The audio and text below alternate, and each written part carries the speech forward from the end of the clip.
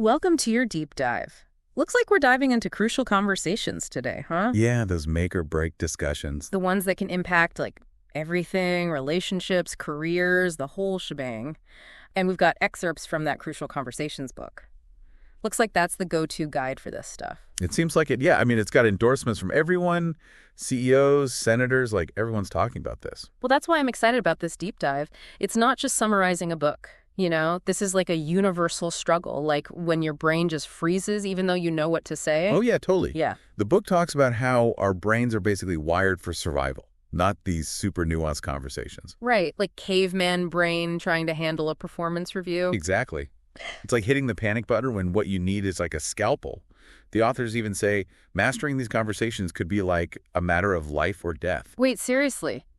Just learning to talk better can actually improve my health? That's what they're saying. Yeah, they've got some pretty interesting research backing it up. Like they talk about how a lot of first-time violent offenders aren't, hardcore criminals. They're just everyday people who let conflicts get way out of control. So basically, bottled up anger can have some serious consequences. Yikes. Makes you think twice about avoiding those tough conversations. Definitely. And it goes beyond just that, too. There's studies showing that unresolved conflict can actually weaken your immune system. Like couples who argue a lot have weaker immunity than those who, work things out constructively. So all that stress from bad communication is literally wearing us down. That's the idea. Yeah. And there's even a possible link to survival rates for some serious diseases. Like patients who were trained in communication skills actually had a higher survival rate. Wow. So it's not just about getting along. It's like a whole well-being thing. Exactly. Yeah. It's pretty powerful stuff. The book talks about this idea of a pool of shared meaning. Pool of shared meaning. Yeah. Okay, what's that all about? So it's this idea that real communication isn't just talking at each other. It's more like creating a space where everyone feels safe to contribute their ideas. So less about winning an argument and more about understanding each other. Right. That's like a good brainstorming session where everyone brings their ideas, their feelings to the table. There's this great example in the book about a CEO who wanted to relocate the company offices. Oh, yeah, I remember that one. And everyone was basically too scared to challenge him. Except for this one guy, Kevin. He respectfully but firmly pushed back, and the CEO actually listened. That's so interesting. So instead of just going along with maybe a bad idea, Kevin speaking up led to a better decision, and probably a stronger team, too. Exactly. That's the power of, creating that shared pool of meaning. When everyone feels safe to speak up, everyone wins. On the flip side, when that pool dries up, it can get pretty messy. Oh, I bet. Like they give this example of a surgical team that accidentally amputated part of a patient's foot. What, because they didn't communicate? Yeah, basically, team members were too afraid to voice their concerns. That's terrifying. It really shows how important open communication is, not just in healthcare, but anywhere decisions are being made. You got it. So we know why these conversations are important, but why do we mess them up so often? The book says it's because our brains are designed wrong. Designed wrong? What does that even mean? Well, think about it. In stressful situations, our brains go into that fight or flight mode, right? Yeah. All that adrenaline pumping. Right. So we're not exactly thinking clearly. Nope. We're running on outdated software, basically. Mm-hmm. We haven't evolved to handle these complex social situations, with the same grace as we handle running from a tiger. Haha. Yeah, it's like caveman brain trying to navigate a performance review. It's not a good look. And to make it worse, we don't really have good role models for how to do this well. That's true. Like, how often do you see a perfect conflict resolution in real life? Never. So we just end up winging it, Yeah. which usually means either shutting down completely or like totally blowing up. Oh, yeah. Been there, done that. The book calls those unhealthy patterns silence and violence. Right, like avoiding the topic, masking our true feelings, trying to control the conversation. I think we've all been guilty of those at some point, either clamming up or lashing out. Not exactly our finest moments. Definitely not. The good news is there's a way to break those patterns. The book dives into how our reactions are actually driven by the stories we tell ourselves, not just the facts of the situation. Oh, that's interesting. So we're all storytellers in a way. We are, but sometimes our stories are more fiction than fact.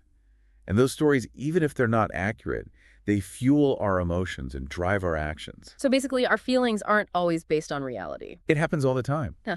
The book gives this example of a woman named Maria who was convinced her colleague Louis was trying to sabotage her. Oh, yeah, Maria and Louis, the whole presentation thing. Exactly. Maria's story, even though it made sense to her, wasn't really accurate. It was based on assumptions and interpretations, not the full picture. That makes me think about arguments I've had. What if I had taken a minute to check my story, challenge my assumptions before reacting? That's a great point. Becoming aware of the stories we're telling ourselves is the first step to mastering our emotions and handling these crucial conversations. It's about recognizing our feelings are valid, but they might not always reflect reality. So how do we become better storytellers? Or at least better fact-checkers in those moments? The book gives us some tools for creating safety and regaining control when things get heated. One of the most powerful is actually really simple: a sincere apology. Okay, but I'm guessing this isn't about just throwing out apologies to avoid conflict. No, not at all. It's about acknowledging when we've caused harm, even if it was unintentional. Taking responsibility. So not just saying the words, but actually meaning it. Exactly. They give an example of a leader who messed up big time, didn't communicate with their team, caused a ton of extra work. A simple apology, acknowledging the mistake and validating the team's feelings, would have made a huge difference. Yeah, owning our mistakes can be a powerful thing. It builds trust and prevents things from escalating. For sure.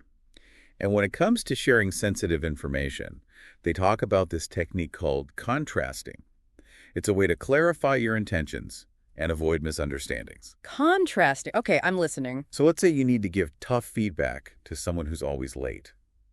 You could start by saying, "Look, I don't want you to think I'm unhappy with your work. You're valuable to the team.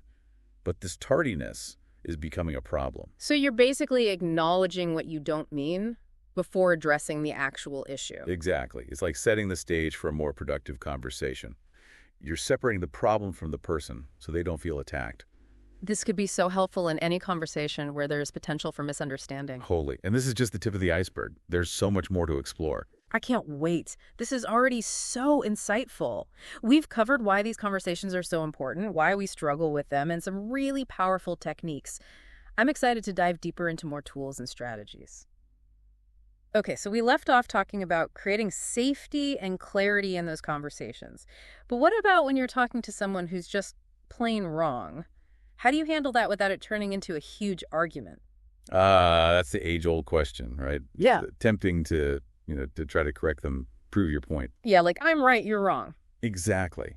But the book makes this point that your goal in a crucial conversation shouldn't be about winning. It's about finding common ground and moving forward together. Okay, so even if you disagree, you can still make progress. That's the idea. They talk about this three-step process: agree, build, and compare. Agree, build, compare.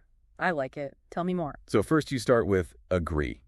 Even in those heated disagreements, there's almost always some common ground you can find, right? Maybe you agree on the problem or a shared goal, or even just the fact that the other person has the right to their opinion. So it's like finding that little piece of the puzzle that fits, even if the rest of it is still a mess. Exactly.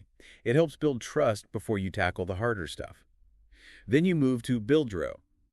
This is where you add your perspective to the conversation. So you're not trying to shut down their view, but see how your two perspectives might fit together. Right. It's about recognizing that there can be multiple valid perspectives. And then finally, compare. This is where you look at the differences head on. So instead of you're wrong, I'm right, it's more like, let's examine these two different views side by side. Exactly. It's not a competition, it's a collaboration. It's helpful to remember that both perspectives are probably based on something real, like observations, experiences, values. So by comparing, you get a better understanding of each other. And maybe even find solutions that work for both sides. I like that. This whole approach reminds me of that saying, seek first to understand, then to be understood. It's about creating that space for everyone to feel heard and respected. Absolutely. Speaking of feeling heard and respected, that brings us to another important skill: becoming a master listener. Oh, yes, please. I need all the listening tips I can get, especially when things get tense. Well, the book talks about this technique called AMPP. Ask, mirror, paraphrase, and prime. AMPP. Okay, I'm already intrigued. So it starts with ask. When someone is expressing a strong emotion, acknowledge it and invite them to share more. Instead of jumping in with solutions or opinions, express genuine interest in understanding their experience. So basically, put your own agenda aside and just focus on listening. Exactly. Yeah. You might say something like, "You seem really upset. Tell me what's going on." Then you move to mirror. This is where you reflect back the emotions you're seeing and hearing. So you're not just listening to their words, but also paying attention to their feelings. Right. You might say, "I can see this is really frustrating for you." Mirroring creates that sense of being truly heard, which can help de-escalate things. It's like you're saying, hey, I see you, I hear you. Exactly. Once you've built that connection, you move on to paraphrase. This is where you restate what you've heard in your own words, Yeah. just to make sure you understand it correctly. It shows you're really listening and trying to see things from their perspective. Right, and it prevents misunderstandings. And then finally, prime. This is when someone might be hesitant to share, or you sense there's more beneath the surface. Okay, prime time. What do you do then? You offer some tentative interpretations or possibilities just to help them articulate what they might be struggling to express. So you're not putting words in their mouth, but giving them a starting point. Exactly. It's like a gentle nudge to guide the conversation deeper. You might say something like, I'm wondering if part of your frustration comes from. That's a great technique. This whole AMPP thing is like a superpower for communication. It really is. It helps you move beyond those surface-level conversations and build stronger connections. Mm-hmm. It's all about creating that space where everyone feels truly understood. I can already see how this could improve my relationships both personally and professionally. And we're just scratching the surface. There's so many more strategies to explore. Okay, bring it on. I'm ready for more. So we've talked about understanding these conversations and some techniques for handling them. But all this dialogue needs to lead to something. Action change. You know, what's the point of these conversations if nothing changes afterward? Right. It's not enough to just talk the talk. You got to walk the walk. So how do we turn all this dialogue into action? Well, that's where those decision-making styles we talked about earlier come in. Remember command, consult, vote, and consensus? Oh, yeah, those. Choosing the right style is super important. It is. So let's start with command. This style works best in situations where you need to make a quick decision and the leader has the expertise. You know, like emergency situations. Makes sense. You wouldn't want to hold a team vote on how to put out a fire. Exactly. But for situations where input from the team is important, consult is a good option. So you're still getting everyone's perspective, even if the leader makes the final call. Right. It helps make sure you're making a well-informed decision. Okay, what about vote? Vote is great for simple, low-stakes decisions where everyone's opinion matters, like choosing where to go for lunch. Yeah, simple majority rules. And then there's consensus. This one is definitely the most challenging, but it can also be the most rewarding. Okay, tell me about consensus. Consensus means finding a solution that everyone genuinely supports, even if it's not their first choice. It takes time, trust, and a lot of open communication. Sounds like it's not for every decision. Definitely not. But when you use it, it's about creating a space where everyone feels heard and everyone contributes to the solution. So you're building buy-in and a sense of shared ownership. That's the goal. But making a decision is just the first step. The real work happens when you move from deciding to doing. So how do you make sure those decisions actually get put into action? The book emphasizes clear assignments and accountability. Who does what by when and how will we follow up? Each part of that is super important. I love that framework. It's so simple but effective. It is. So we've already talked about the who assigning ownership to specific people. But let's talk about the what. This is about defining the specific actions that need to be taken. And the more specific, the better. So instead of just saying improve customer service, you'd say develop a new training program for customer service reps. Exactly. That level of detail makes it clear what needs to be done. Then you've got the by when setting deadlines. Deadlines are crucial. Without them, things can easily fall through the cracks. For sure. But those deadlines have to be realistic. Yeah. You know, taking into account the complexity of the task and the resources available. And finally, the how will we follow up? So it's not just about setting things in motion, but also making sure things stay on track. Regular check-ins, progress, reports, whatever works for your team or situation. This is a great framework for turning those conversations into action. It is. It's about moving from talk to action, from intention to impact. And there's still more to explore. I can't wait. Let's keep going. Okay, so we've covered like the what and the how of these conversations, right? From the psychology to all those practical techniques. But how do we actually make this stick? You know, how do we make these skills into habits instead of just like white-knuckling it every time a tough conversation comes up? It's a great question. And the book definitely acknowledges that changing those ingrained communication patterns can be tough. It's not easy. Yeah, it takes effort.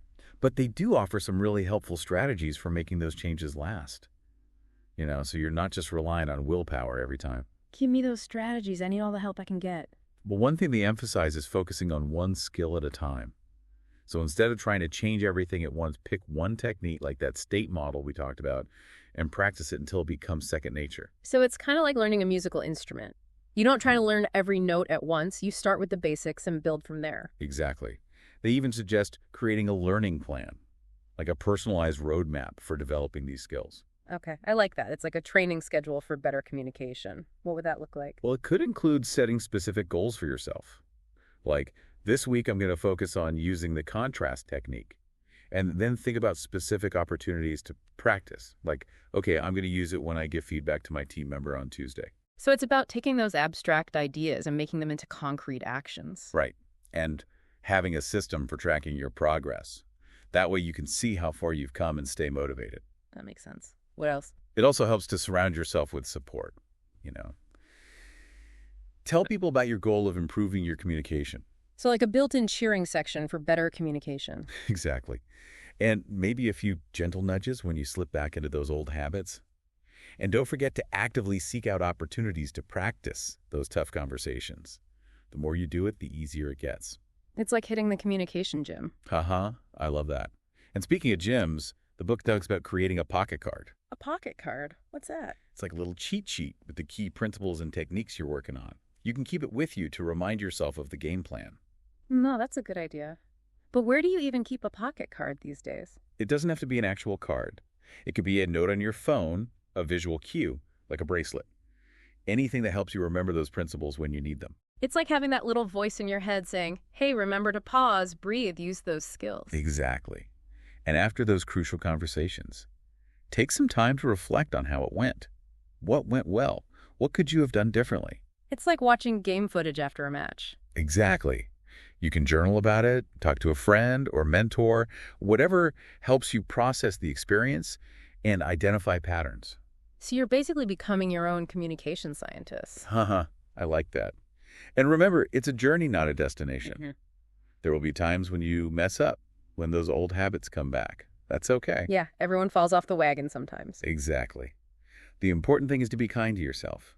See those moments as learning opportunities, not failures. It's like learning to ride a bike. You're going to fall a few times, but you get back up and dust yourself off and keep practicing. Exactly. The more you practice, the better you'll get. This has been amazing. We've covered so much ground. From the psychology of these conversations to the nitty-gritty techniques and how to make those changes stick. And it's all about becoming better communicators, right? Which benefits everyone. Stronger relationships, better decisions, less stress. It's like a ripple effect of positive change. It is. So as we wrap up, I want to leave you with this one thought. What crucial conversations have you been putting off? What's that one dialogue that could really make a difference in your life? It could be a conversation with a loved one, a coworker, even with yourself. Think about it. And remember, you don't have to be perfect. You just have to be willing to try, take that first step, and trust that you have the skills to make it a positive and productive conversation. This deep dive has been incredible. Thanks for joining us on this journey into the world of crucial conversations. My pleasure. And remember, keep practicing those skills and keep those crucial conversations flowing. We'll see you next time.